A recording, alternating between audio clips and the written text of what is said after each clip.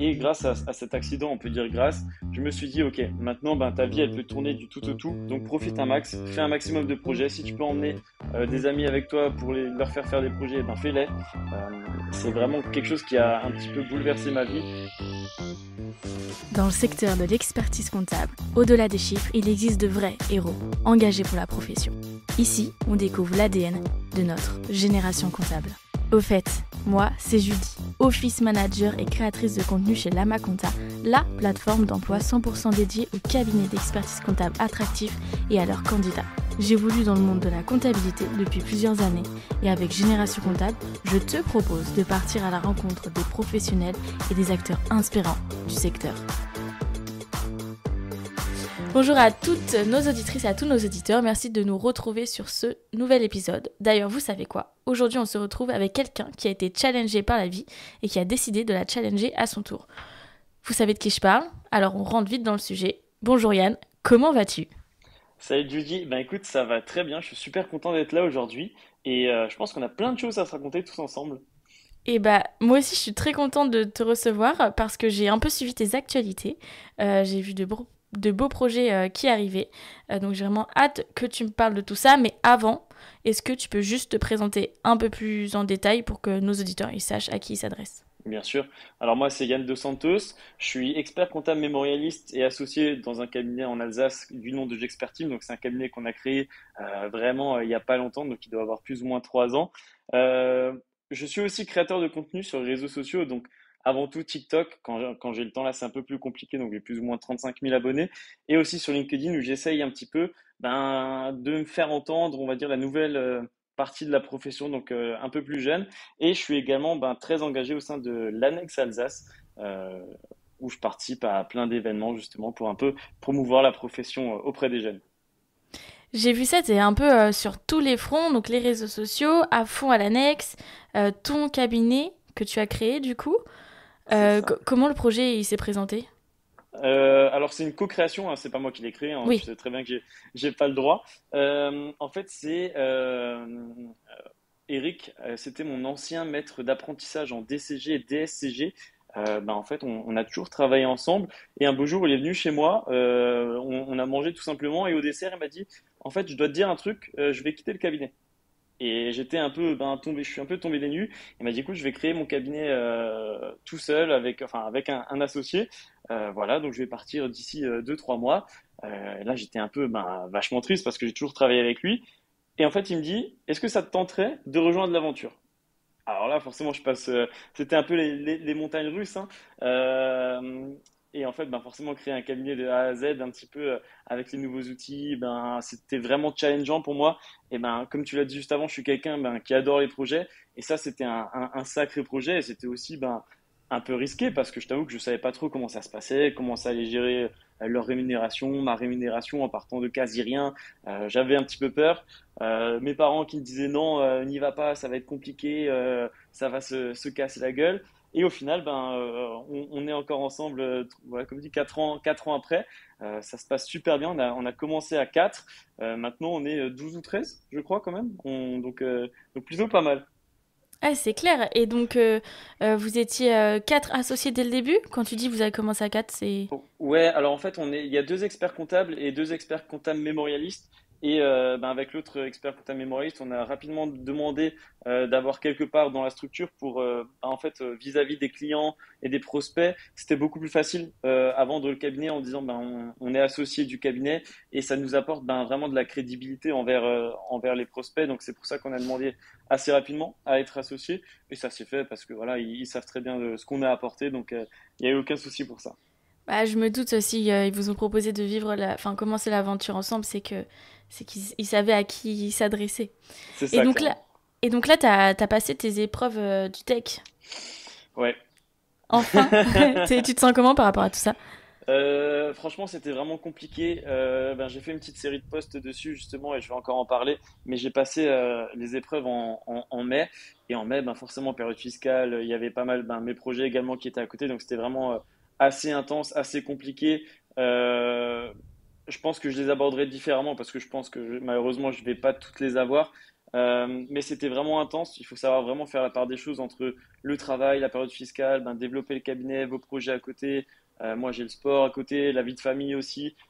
Énormément de choses à gérer. Ça prend vraiment beaucoup de temps. Et après, ben, justement, réviser la déonto, réviser ci, réviser ça, préparer l'oral, ça demande vraiment une grosse préparation. Et le mois de mai, c'est assez compliqué de faire ça pendant cette période. Et après, ouais, les écrits, on va dire, qui se sont passés de manière plus ou moins correcte. Après, le seul hic, c'est, je pense, mon oral de mémoire qui s'est pas très très bien passé. Donc ça, c'est un petit peu embêtant, mais bon, c'est derrière. Oui, bon après, tant que les résultats sont pas tombés, Bien sûr, on ouais, sait ouais, bien pas. sûr. Et puis comme tu dis, quand on a plein de sujets sur la table, bah parfois c'est un peu pas, enfin c'est pas très évident de gérer tout ça. Mais du coup, en parlant de d'autres projets, euh, qu'est-ce que tu peux nous teaser? Alors, ceux qui nous écoutent le savent peut-être pas, mais là, je vais faire le Mont Blanc d'ici 3 semaines. Mont Blanc, bah, qui résulte d'une aventure que je m'étais lancée. On en parlera peut-être après, mais j'ai eu un petit accident de voiture assez important et je me suis motivé avec un ami de me lancer ce défi de faire le Mont Blanc. Ben, là, ça arrive très très vite. Et en plus du Mont Blanc, on avait fait ben, d'autres ascensions, donc le Bryshorn en Suisse, le Grand Paradis en Italie, on en ressort il y a 2 semaines. C'était vraiment une grosse aventure, plus dure que ce que je pensais. Et là, on a aussi un gros gros projet qui arrive très très bientôt. Ça devrait tomber dans la semaine à venir ou dans les 2 semaines. On peut pas encore l'annoncer, mais ça a un rapport avec le congrès. D'accord, ok. Donc assez intéressant, mais tu parlais du coup d'un accident de voiture et moi j'ai commencé le podcast en disant que la vie t'avait challengé et que t'avais décidé de la challenger à ton tour. Est-ce que tu peux nous parler un peu de ce qui s'est passé sans rentrer dans le show, tu vois, mais juste... Oui, bien sûr, bien sûr, bien sûr. Comme dit, en fait, c'était un accident de la route qui est intervenu à un moment aussi assez compliqué de ma vie. C'était en fin de DSCG, deuxième année, donc c'était là où il y avait toutes les épreuves à réviser. C'était un petit peu compliqué. Également, c'était fin de période fiscale, donc il y avait pas mal de choses à faire. Et ben, il y a une personne qui m'est rentrée dedans, qui m'est rentrée dedans en pleine face. Mon airbag s'est pas déclenché et j'ai eu ben, le tibia fracturé, le poignet fracturé, le nez cassé, ouverture au crâne. Donc assez compliqué pendant 4 5 mois, c'était un fixateur externe. Donc c'est un gros truc qui est fixé à votre tibia. Donc vous pouvez pas dormir sur le ventre, c'est vraiment vraiment compliqué, on peut rien faire, c'est marcher en béquille tout le temps. J'ai été cloué au lit pendant un mois, retour chez les parents, enfin c'était vraiment compliqué. Et du coup, ben, c'était vraiment, ça a été un fait générateur un petit peu pour moi. Avant, j'étais un petit peu spectateur de ma vie, si on veut. Et grâce à cet accident, on peut dire grâce, je me suis dit, OK, maintenant, ben, ta vie, elle peut tourner du tout au tout. Donc, profite un max, fais un maximum de projets. Si tu peux emmener des amis avec toi pour leur faire des projets, ben, fais-les. Euh, c'est vraiment quelque chose qui a un petit peu bouleversé ma vie. Et comme dit, maintenant, on va dire, il y a souvent une phrase que j'aime bien, c'est est-ce que ce problème va te prendre ou va durer plus de 5 minutes? Si la réponse est non, ben franchement, on laisse passer. Et c'est quelque chose qui m'aide vraiment un petit peu à relativiser beaucoup de sujets. Et cet accident, ouais, ça m'a vraiment bouleversé et ça m'a fait ben, justement prendre conscience que les projets, il faut les vivre maintenant et jamais les repousser ben, à plus tard. Et du coup, quelle a été la première chose que t'as faite quand tu as pu te remettre sur pied ou quand tu as pu commencer à réfléchir à l'après? Alors, moi, j'adore le CrossFit et en fait, ben, je faisais du CrossFit, allez, on va dire 4 à 5 fois par semaine.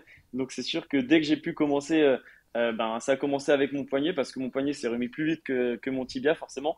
Donc, dès que j'ai pu recommencer un petit peu à faire des petits exercices haut du corps avec le poignet OK, ben, je m'y suis mis tout de suite. Et après, dès qu'on m'a dit OK, tu peux commencer à marcher, ben, ça a été de la rééduc, ça a été du kiné. Pareil, ceux qui ont déjà fait du kiné, ben vous savez que faire les exercices du kiné, c'est souvent très très chiant et on n'a pas envie de les faire, mais il faut se forcer à les faire, il faut se forcer.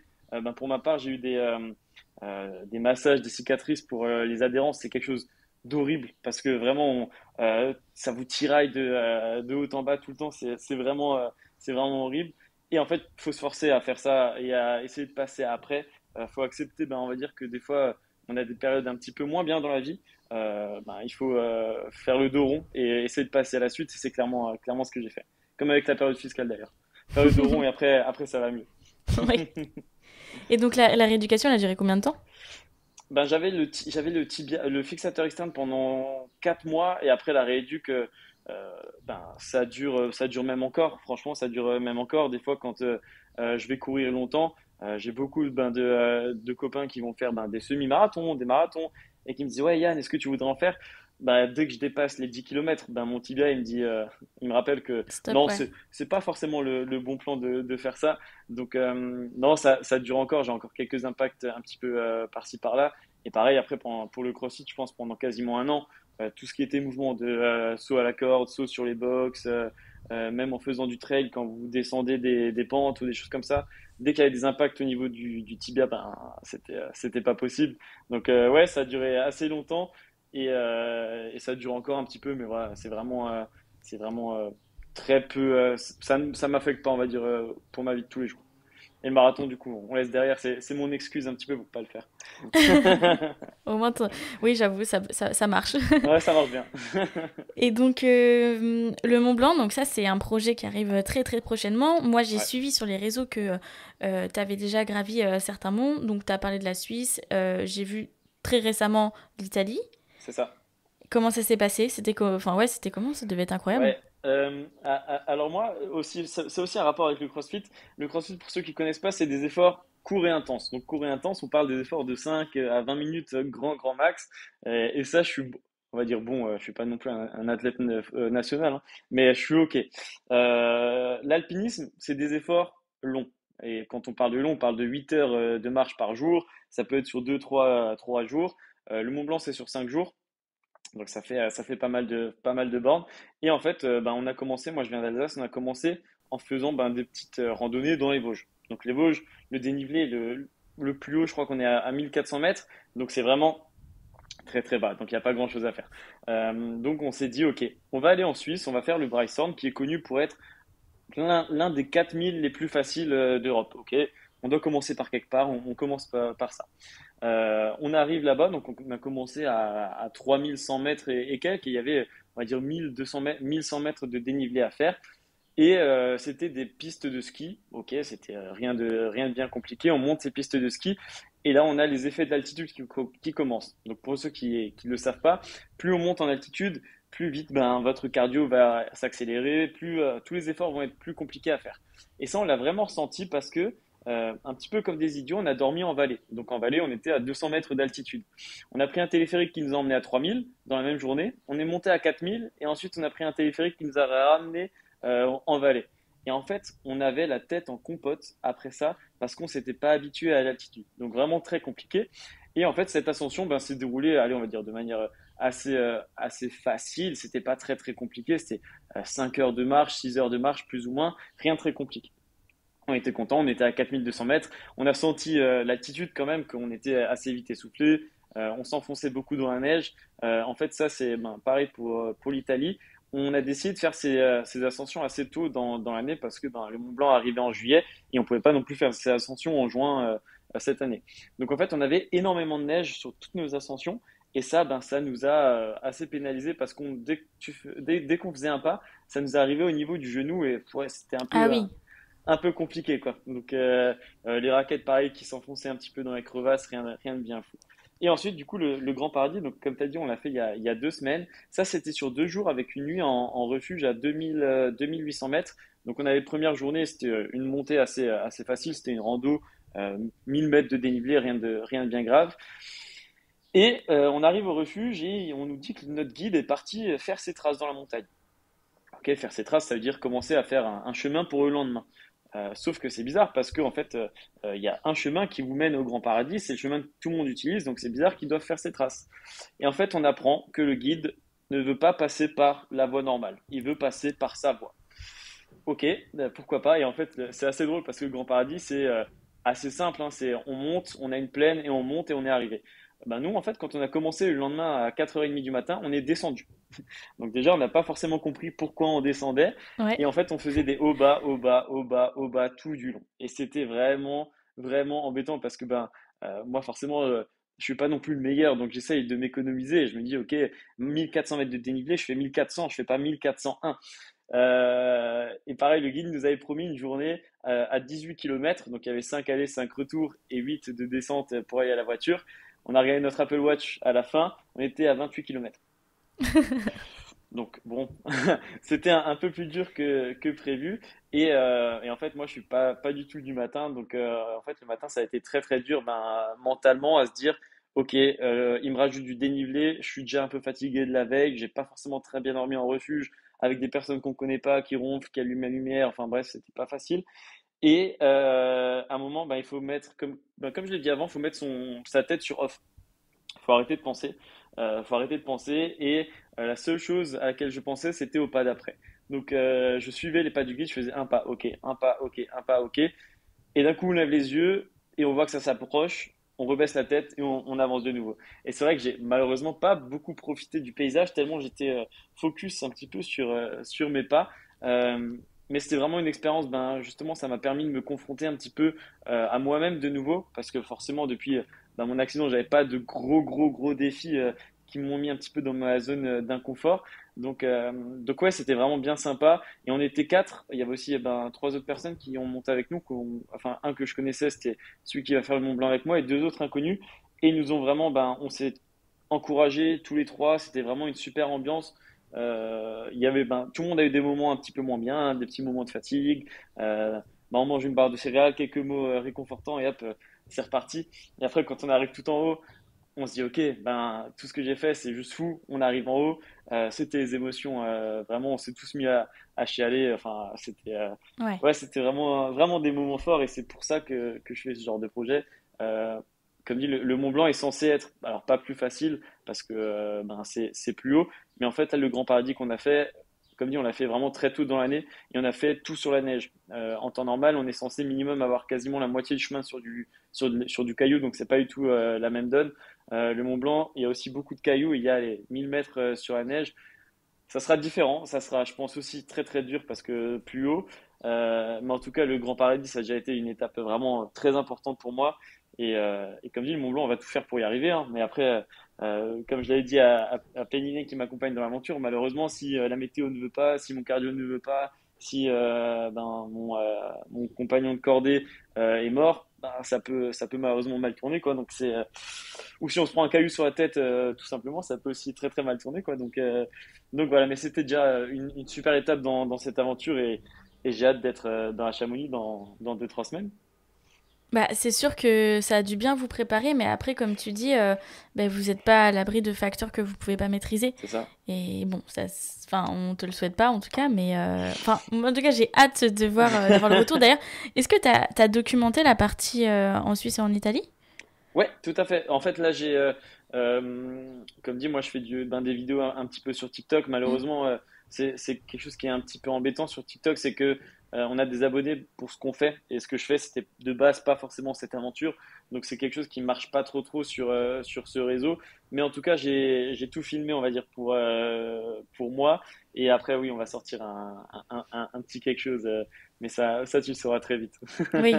Et du coup, j'imagine que pour le Mont Blanc, pareil. Ouais, Ouais, ouais, ouais. ouais, Ouais, c'est aussi prévu. C'est aussi prévu, mais c'est prévu un petit peu plus light que ce que j'avais imaginé. Pourquoi? Parce que tout simplement en altitude, les batteries lâchent très très vite.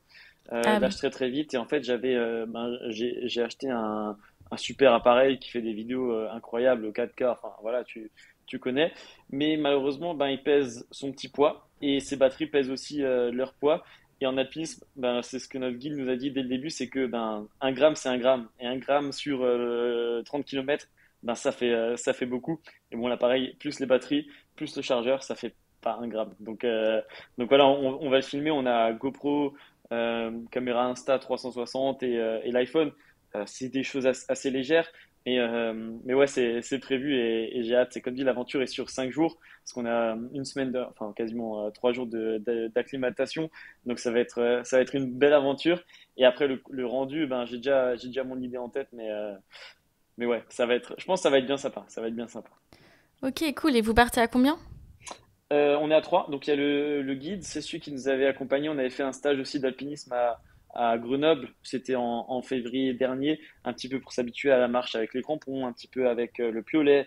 Donc c'était pas très très haut, hein, c'était à 2500 mètres, mais ça nous a bien préparé. Et je pars également avec un de mes meilleurs amis, du coup, qui nous suit dans l'aventure parce qu'il faut être trois en fait pour la cordée du Mont Blanc. Donc avec grand plaisir que je pars avec lui. Trop bien. Euh, du coup, est-ce que tu dois valider certaines compétences ou certains stages avant de te lancer là-dedans? Alors non, même pas forcément. T'es pas obligé d'être super habitué en alpinisme parce que le Mont Blanc en fait c'est vraiment une grosse randonnée. T'as pas besoin de monter des grosses pentes avec un piolet pour y arriver. C'est vraiment une grosse randonnée où là ça va être de l'endurance où il faut que tes mollets soient bien chauds à faire du dénivelé. Et en fait tout ce qu'on a fait avant c'est vraiment pour nous préparer, nous habituer à tout ça pour qu'on arrive au pied du Mont Blanc avec pas des certitudes, mais on va dire au moins des habitudes on sait ce que ça va être au moins jusqu'à 4200 mètres. Après, ça sera un petit peu nouveau, mais au moins on sait, comme dit, comment on réagit à l'altitude parce que il y a aussi ce qu'on appelle le mal aigu des montagnes, c'est-à-dire que ton corps, il peut ne pas du tout s'habituer à l'altitude. Donc tu peux être très très bien à 4200 mètres, comme on était nous, et à 4400 mètres, tu as des maux de crâne, enfin des maux de tête, tu as envie de vomir. Et à partir de ce moment-là, il faut descendre parce que c'est que ton corps ne s'habitue pas à l'altitude. Et ça, c'est vraiment important. Donc nous, on sait que jusqu'à 4200 mètres, on tient. On verra au-dessus, mais sinon, tu n'as pas besoin forcément d'aptitude plus poussée que ça. Ouais, du mental, quoi. Ouais, du mental, des cuisses quand même. Et en Mm. fait, j'ai des amis du CrossFit justement qui l'ont fait et qui eux, pareil, habitués du CrossFit, vraiment très très bons, largement, enfin 5 classes d'écart avec moi, hein, et qui l'ont fait mais sans prépa. Donc ils n'ont pas fait de montagne avant, ils n'ont pas fait de rando ou quoi. Ils ont réussi, ils ont eu la météo avec eux, donc c'était super cool. Mais le coach, il m'a dit c'était vraiment l'effort le plus dur de ma vie. Donc ok, Ah ouais. si le coach du CrossFit me dit ça, c'est qu'il rigole pas. C'est vraiment. Mais comme il est avec le Grand Paradis, allez, enfin le Mont Blanc normalement c'est censé être 13 bornes. Nous on a fait 28, on a fait ouais, je pense 1800 mètres de dénivelé. Je pense qu'on est, allez, on va dire pas, on est préparé, au moins un petit peu à cet effort. Après, comme dit, hein, on ne sait jamais comment ça peut se passer, hein. Il suffit qu'on tombe malade ou un truc, et c'est pas du tout le même effort. Quand on avait fait le Brycehorn en Suisse, on avait du vent, on avait du brouillard, on avait froid. Euh, Justement, il y avait une personne qui montait avec nous qui avait les doigts qui était en train de geler, mais vraiment geler pas bien. Donc il y a énormément de facteurs qui peuvent influencer l'ascension et on prie pour que les étoiles soient alignées pour le Mont Blanc. Ouais. Et qu'est-ce que t'emmènes dans ton bagage ou dans ton paquetage pour Ouais. grimper? Alors, pas grand-chose. Encore une fois, il faut emmener le minimum. Donc, en fait, on a un gros pactage qui est dans la voiture, qui va nous servir un petit peu de point de ralliement, de ravitaillement durant les premières journées. Et en fait, quand on monte au Mont Blanc, ça va être tout simplement une grosse doudoune, ça va être les bâtons de marche, ça va être caleçons, chaussettes, collants. euh, ouais, encore une fois, la doudoune, le bonnet. En fait, il faut rien de spécial, mais il faut surtout de quoi se ravitailler. Je te prends l'exemple, là, j'ai c'est pas vraiment une marque, mais le Camelbag, c'est du coup un petit sac qu'on met derrière le sac, enfin dans le sac pour pouvoir boire de l'eau. On est arrivé au Grand Paradis, allez, à 3500 mètres. Je me dis, ok, j'aimerais bien boire. Et en fait, il était congelé. Forcément, Finesse. comme des idiots, on est parti à -11 et on n'a pas réfléchi à mince, c'est vrai que l'eau ça gèle en dessous de zéro. Et du coup, en fait, c'était complètement gelé. Donc, heureusement, on avait une thermos de thé qui nous a sauvés parce qu'il y avait quand même un petit peu à boire. Mais on avait, je pense, 500 millilitres pour nos 28 kilomètres. Donc, c'était pas non plus énorme. Donc, c'est des petites choses comme ça qui nous font réfléchir à, OK, qu'est-ce qu'il faut que j'emmène, qu'est-ce qu'il faut que je fasse. Et après, maintenant, c'est des techniques à avoir, c'est-à-dire mettre de l'aluminium sur le camelback, sur le tuyau pour éviter que ça gèle, des petites choses comme ça. Mais ouais, c'est surtout de quoi bien se ravitailler parce que si on est en plein milieu de l'effort et qu'on a besoin de sucre, besoin de manger, besoin de boire et qu'on n'a rien à se mettre sous la dent, il n'y a pas de station-service sur le côté pour se dire ok, je m'arrête et je prends un café. La station-service, elle est sûrement 1000 mètres dénivelé en haut ou en dessous et ça fait un peu chier de faire un détour. Donc voilà, c'est principalement de quoi manger. Moi, je sais que je suis assez sensible aux crampes et aux contractures musculaires. Donc ça va être du magnésium, euh, pas mal. de la caféine aussi, des shots de caféine parce que je réagis assez bien à ça. Et comme tu dis justement par rapport à ce qu'on a fait pour cette préparation, on a aussi appris à se connaître sur comment notre corps réagissait. Qu'est-ce qu'on a fait sur notre première ascension, enfin notre premier stage? On est allé dans un magasin de sport assez connu, on a pris tout ce qui bougeait, tout ce qui avait l'air bon, et en fait il y avait des choses qui ne servaient absolument à rien et que notre corps n'assimilait pas comme d'autres. Et maintenant on sait plus ou moins ce qu'on doit prendre, qu'est-ce que ça va jouer, enfin qu'est-ce que ça va faire sur notre corps et qu'est-ce qu'on doit prendre à quel moment plus ou moins. Je reprends l'exemple au Grand Paradis, à un moment j'ai eu un moment où j'étais vraiment pas bien et j'ai découvert dans ma poche par hasard que j'avais encore un shot de caféine liquide que j'avais pas bu la dernière fois. Bon, j'avais pas vidé ma veste, du coup c'est un peu crado, mais j'étais trop content de l'avoir et ça m'a vraiment mis un coup de fouet instantané et ça m'a permis de reprendre la route assez rapidement. Ouais, trop bien. Mais comme tu dis, effectivement, c'est quand tu te sais que tu peux anticiper au mieux et mieux agir pour toi dans les moments de difficulté. Ouais, ouais, carrément. Et puis, comme dit, le projet, vu qu'il est public, on a, quand je vais faire des salons ou des événements avec l'annexe ou des choses comme ça, j'ai pas mal de personnes qui viennent m'en parler, forcément. Et des fois, j'ai des personnes qui font du trail, des choses comme ça, qui viennent me parler et qui sont plein de bons conseils à me dire, OK, je pense que tu pourrais prendre ça, ça, ça ou ça. Le magnésium, c'est quelque chose de tout bête, mais c'est quelqu'un qui m'a conseillé de prendre cette marque à ce moment-là, nanana. Et ben aujourd'hui ça me sert et du coup maintenant on se connaît, c'est ok pour la suite. Mais voilà, il faut être assez préparé à ça. Et comme dit, chaque chose qu'on va prendre, il faut être sûr qu'on en ait besoin. Parce que si on le prend et qu'on n'en a pas besoin, derrière ça va nous rajouter du poids. Et le sac est censé faire plus ou moins 10 kilos. S'il en fait 8 c'est quand même beaucoup mieux. C'est beaucoup plus facile de grimper derrière. C'est clair. Mais moi, je me pose une question. Pourquoi le projet du Mont Blanc alors que, comme tu disais, tu viens du CrossFit, donc des efforts intenses, mais plutôt courts. Mhm. Pourquoi ça? Pourquoi pas traverser de la Manche en aviron? Enfin, je sais pas. C'est vrai, c'est vrai. En fait, c'est un projet que j'avais déjà depuis, enfin, on va dire avant mon accident. Euh, En fait, j'aime bien, enfin, on va dire, c'est pas des choses, on va dire, marquantes, mais c'est un peu, certains, comme je t'ai dit avant, ils ont comme objectif le marathon, il y en a qui ont la diagonale des fous, enfin, vraiment des trucs incroyables. Et moi, j'ai toujours été un peu partisan du froid. Alors là, je voyageais en Islande, c'est un pays que j'ai adoré, j'adore ça. Enfin, l'hiver, c'est sûr que je suis content d'avoir en été le soleil, mais c'est quelque chose que j'aime bien. Et en fait, le Mont Blanc, ouais, c'est 4810 mètres, c'est en France, enfin, pour moi, c'est en France. C'est vraiment un monument. Et encore plus, avec cette histoire d'accident de voiture, c'est que la marche, c'est pas forcément mon activité où je me sens le plus à l'aise. Et c'est un vrai défi pour moi, en me disant, OK, regarde tout ce que tu as traversé. Maintenant, malgré toutes ces épreuves, tu arrives au sommet du Mont Blanc. Et encore une fois, si j'arrive à toucher, on va dire, une personne qui a eu un petit moment de difficulté et qui se dit, OK, si lui, il a réussi à faire ça, je peux peut-être aussi y arriver, et je serai le plus heureux du monde. Quand j'avais mon accident de voiture, il y avait un joueur de foot que j'adore, je suis pour Lyon, je suis pour l'Olympique lyonnais qui s'était fait les croisés. Et en fait, il a eu ces périodes, on va dire, de rééducation en même temps que moi. Et les croisés, je pourrais plus te dire, hein, mais on va dire c'est, je sais pas, 6 mois ou quelque chose comme ça. Et il s'en est remis en 2 mois ou en 3 mois. Et je me suis dit, ok, si lui, il arrive à revenir comme un fou aussi vite, je peux aussi y arriver. Et ça m'a aussi motivé, on va dire, un peu dans ma convalescence. Et c'est exactement ça. Si j'arrive par ce que j'ai fait, même si aujourd'hui, on va dire que j'ai un couac au Mont Blanc ou quoi, le gars, il va se dire, ok, regarde tout ce qu'il a fait quand même, c'est assez impressionnant. Si j'arrive à motiver quelqu'un, de par mon parcours, je serai le plus heureux du monde.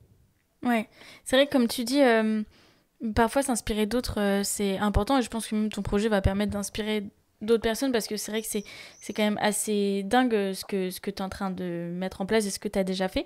Mais dans la convalescence, il y a la partie, bon, on va dire le staff, ce qui te permet, Mhm. les professionnels qui peuvent t'aider à y arriver. Mais ouais, il y a le mental. Et ce truc-là, en fait, bon, je pense que ça fait partie de ton caractère, enfin, de ta personnalité. Mais c'est de la potion magique, quoi.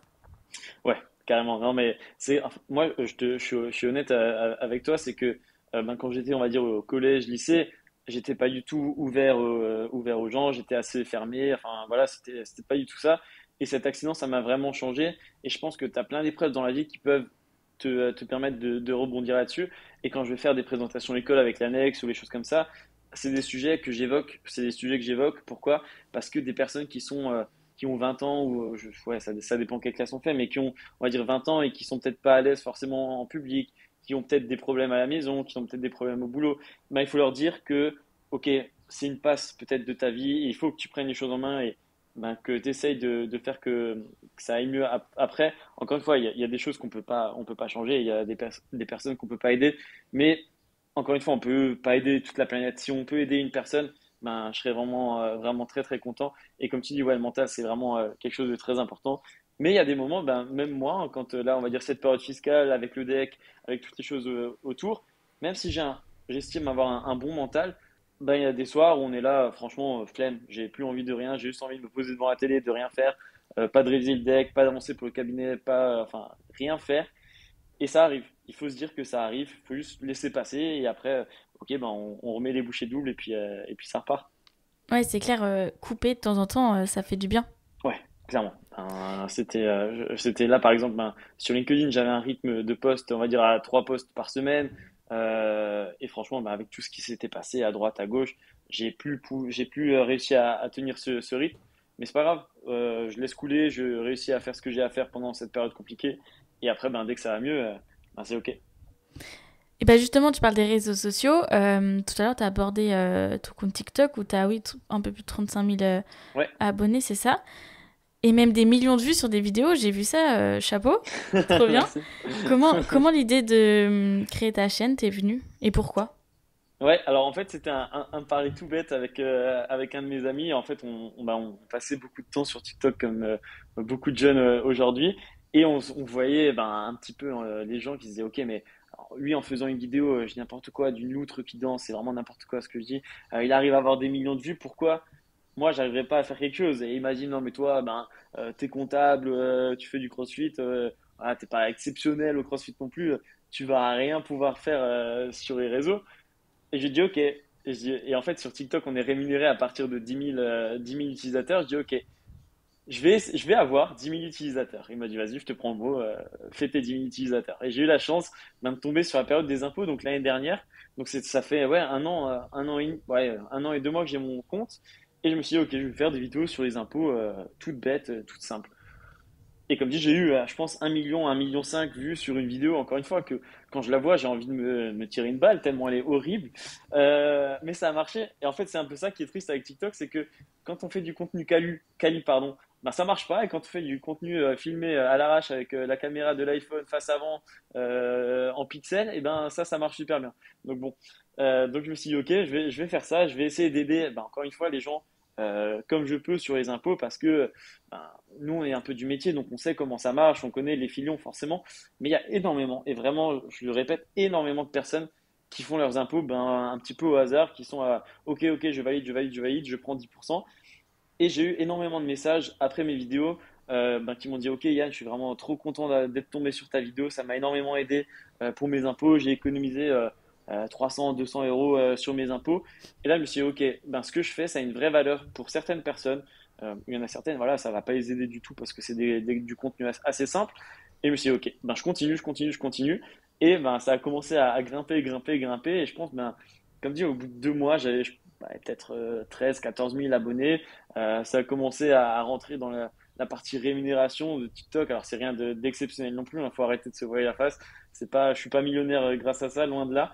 Mais forcément, c'est motivant. On commence à acheter des micros, on commence à acheter une caméra un peu plus quali, même si ça marche pas. Mais, mais voilà, et du coup, on continue. Et là, les impôts de cette année, pareil, ça m'a rapporté, je pense, 15 000 abonnés de nouveau.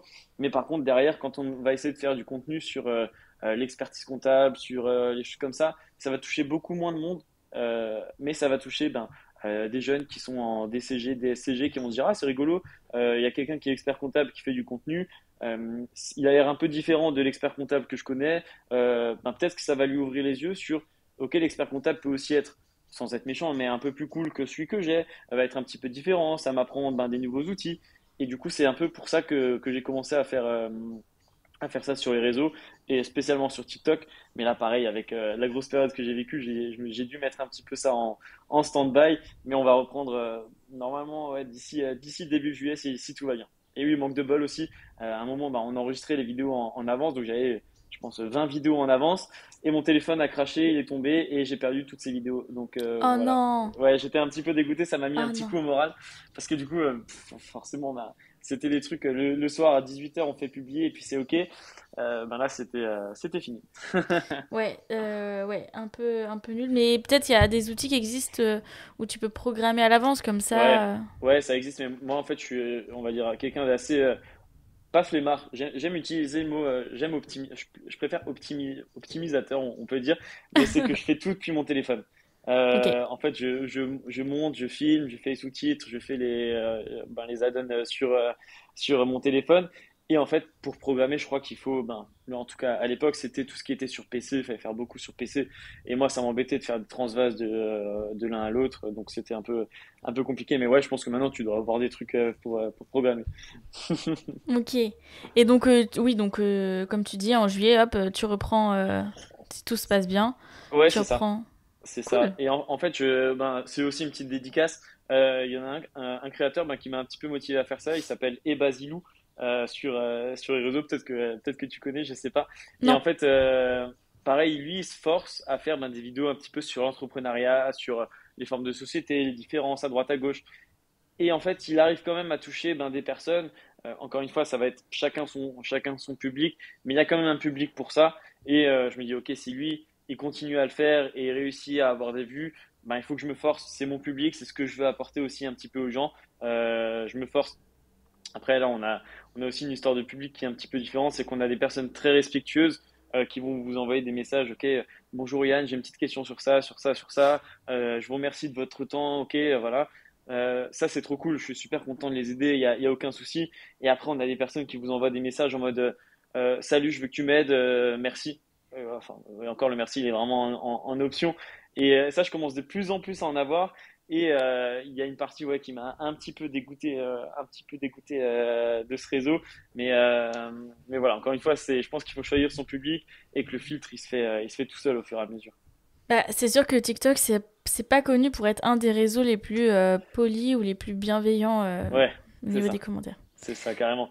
Et on a même enfin, sur certaines vidéos, j'ai des personnes qui viennent commenter, enfin, des trucs vraiment très très simples, où je suis sûr à 3000%, qui viennent commenter des choses, et non, on leur dit juste, non, c'est pas ça, si, et t'es qu'un idiot, nanana, et après tu dis, ok, en fait, ça peut partir vraiment très très rapidement, et j'ai une amie qui s'est aussi lancée sur les réseaux, mais elle, un peu, qui est dans la mode, donc c'est vrai, des trucs de vêtements, des essayages de vêtements, et pareil, c'est vraiment très compliqué de gérer, justement, ces comptes, parce que c'est des comptes, elle s'appelle pas Yann Dos Santos, la personne qui commente, c'est pas facilement identifiable, mais ces comptes qui viennent polluer l'espace commentaire, c'est vraiment très très compliqué.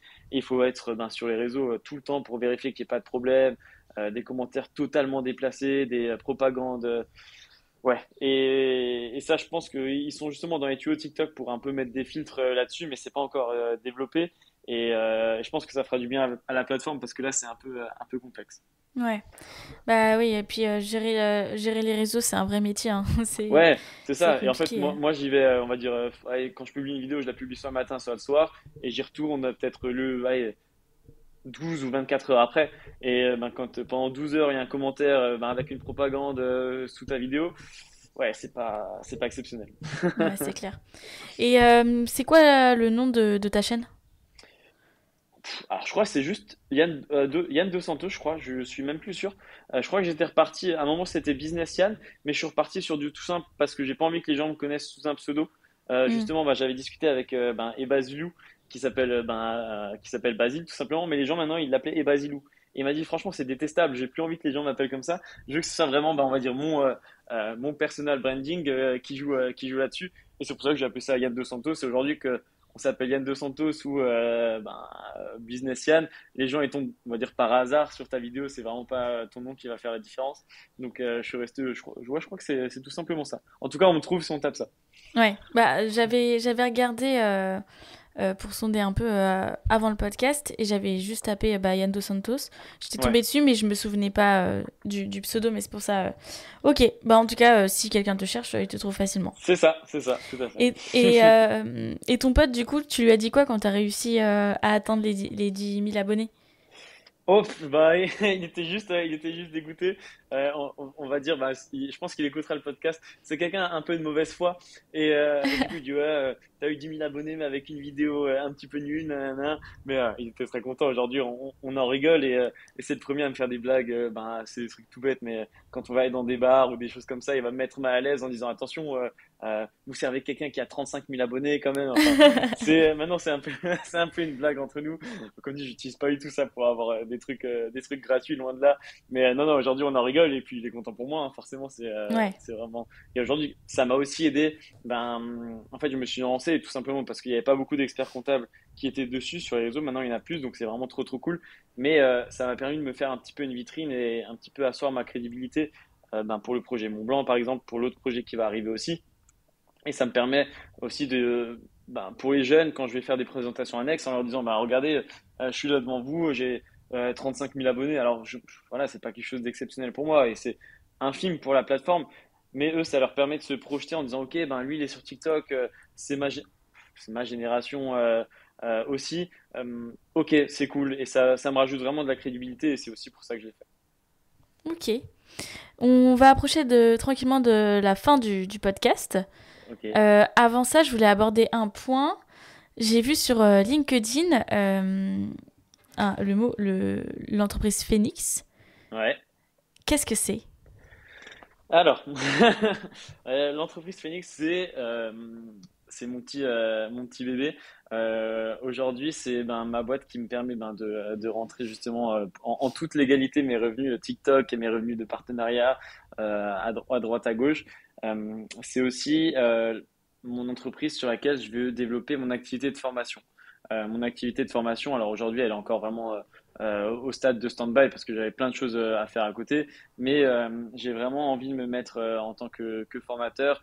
En fait, je suis aussi, je sais pas si tu as vu, mais je suis jury de l'épreuve du mémoire du DSCG.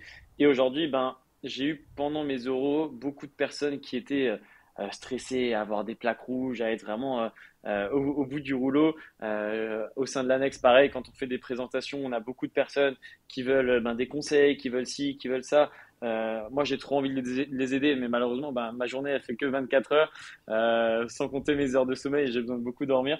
Donc voilà, en fait, j'avais envie de développer cette activité de formation éligible via le CPF pour que ça coûte, enfin, voilà, c'est peut-être horrible de dire ça, mais pour que ça coûte zéro à la personne en face, mais pour que je puisse l'accompagner, on va dire, sur mon temps perso.